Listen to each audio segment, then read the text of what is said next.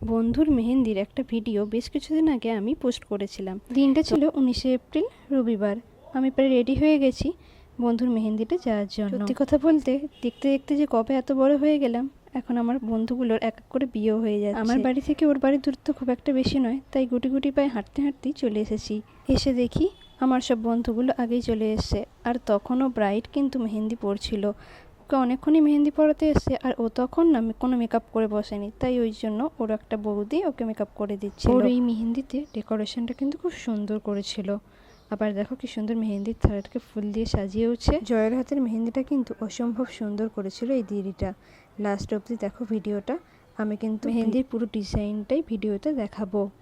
আর দেখো আমরা এখানে 4 বন্ধু একে অপরের হাতে টিম ব্রাইট লিখছিলাম। কি সুন্দর লিখে দিল দেখো আমার হাতে। এই যে আমার এই বন্ধুটা লিখেছে, আমি তাই ওকে বলছিলাম এটা হচ্ছে আর্ট আর এটা হচ্ছে আর্টিস্ট। আর এদিকে জয়েরও মেহেন্দি পরা পুরো কমপ্লিট। এবার ফটো সেশন চলছে, কীরকমভাবে হাতটা রাখলে কীরকম ছবি উঠবে। আর এখানে দেখো কত লোকজন, ওর বাড়িতে কিন্তু প্রচুর। এই 4 বন্ধু ছাড়া ওর বাড়িতে দেখো বৌদি, বোন, ননদ সবাই মিলে কত সুন্দর হই হই করে যে আনন্দ করেছি সেদিনকে। আচ্ছা, আমরা এখানে জানছিলাম জয়ের বিয়ে করতে কীরকম লাগছে।